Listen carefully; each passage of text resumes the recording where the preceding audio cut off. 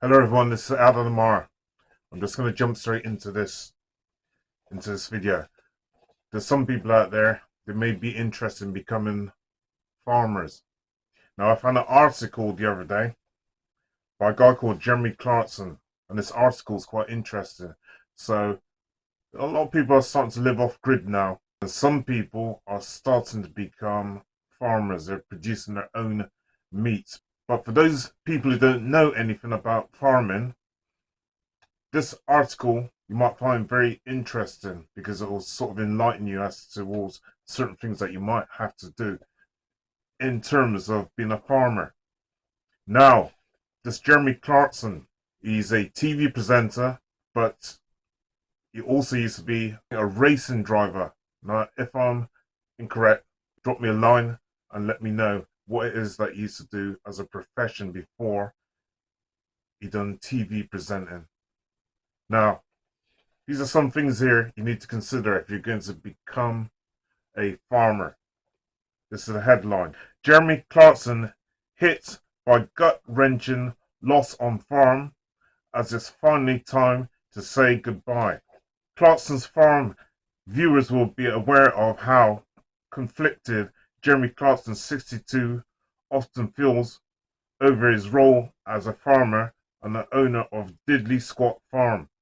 The former Top Gear presenter previously struggled to send his sheep to the abattoir for the first time in an episode of the Amazon Prime Video show. Fans saw Jeremy Clarkson shedding a tear over saying goodbye to his flock, but the star has now revealed that he found the departure of 7 of his male pigs even more gut-wrenching. Sharing his heartbreaking loss that took place last week on his farm in the Cotswolds, Jeremy admitted in his latest column for the Sunday Times, "I can never sleep properly the night before they go, and all the way to the slaughterhouse. I have what feels like a hot cricket ball in the pit of my stomach. And then when it's finally time to say goodbye, I always become a little bit unmanly." Jeremy Clarkson, he added, "I know that I'm trying to be a farmer and that this is what farmers do. And I know I will enjoy the bacon and the ham, pork chopped, that results. It's not easy to take 7 happy, healthy pigs from the woodland home to their deaths, especially as pig prices are currently so low. I'll almost certainly end up making a loss on the transaction." Seems he feels a little bit conflicted there between morally killing a pig or killing pigs and the price of the pigs, because it seems like he's into farming to try and make money from this. I read on. The Diddley Squat Farm shop in Chadlington, Oxford, England, his troubles weren't over, as after looking forward to his remaining pigs welcoming new piglets into the world, the report was gloomy. After his girlfriend Lisa Hogan checked to see why one of their pregnant pigs had only given birth to 1 piglet, Jeremy had to call the 24-hour vet helpline to get some advice. Jeremy was surprised that the problem could be resolved by taking the mother pig for a walk, which prompted the arrival of 10 piglets the next morning. The mother pig was later nicknamed Clumsy by Jeremy and Lisa after she tragically sat on 2 of her 10 piglets, leading to their deaths. "This is extremely irritating and sad too, and expensive," Jeremy told the publication of the unfortunate accident. He added sadly, "All I know is that so far 28 piglets have been born and 8 have been killed. That's more than a quarter, and that's one hell of a rate of attrition." Jeremy previously celebrated the arrival of the farm's first piglet back in January. The star posted for an Instagram photo with an adorable baby animal alongside the caption, "And piglets, our first." See, people, for those of you who are thinking of becoming farmers, these are some of the things that you need to consider, such as those in this article by Jeremy Clarkson. Because if you got animals such as piglets and goats, for example, you are going to get attached to some of those animals. And when it's time for you to send them off to slaughter, you're going to feel slightly guilty about it. At least some people. It's also worthwhile noting that it's illegal in the UK to kill your pigs or your animals. You've got to send them off to the abattoir. It's illegal for you to actually kill your animals yourself. Number two, you got to think about the costs as well, because you have to think about the cost of buying feed for these animals, straw and hay and seeds and things like that. You're going to have to think about that also. What about vets bills? That's another consideration.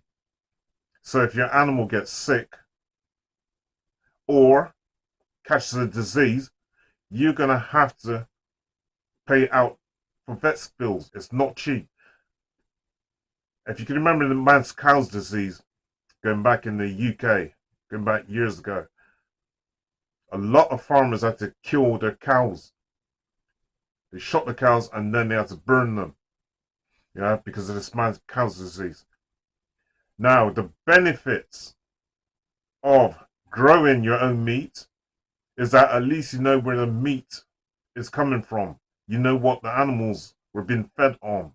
Unlike if the meat was coming from somewhere else, you don't know what the animals were being fed on or what drugs the animal was taking. Okay? Some of these additives and preservatives and things like that, that's in the meat. If your animals are running around freely, right, which they call free range, at least the animals, won't be so stressed, because when an animal gets stressed, it affects the quality of the meat. This is a known fact. It affects the quality of the meat. So animals that are run around more naturally tend to have better quality meat than those who are grown by intensive farming. Now, another thing, because you are growing the meat yourself, it means that you have more meat in bulk rather than have to go and buy the meat from, say, a supermarket. Because you're growing the meat yourself, you will have more meat in bulk. So in the long run, it will be more cost effective for yourself and for your family. A lot of kids, they don't know where their meat is coming from. You see, when they buy something like fish fingers or beef burgers or hamburgers, they don't actually see the animal and what the process the animal has to go through before it ends up on their plate. When they see a chicken burger or like fish fingers, they think that is the actual what the animal looks like. They haven't seen the process of seeing an animal on the farm to where it ends up on their plate. They just see what is on their plate and they think that that is the actual animal. So the fish finger, they think is the actual fish. The chicken burger, they think is the actual chicken. Now, I can remember the first time I ever seen an animal get slaughtered, and it was my gran killing a turkey. She kept it underneath our stairway for about 2 or 3 months. And as it came towards Christmas, she took it out from underneath the stairway, took it out into the garden and wrung its neck. Going back a few years ago, I can remember being in Egypt on several boats there's loads of people on these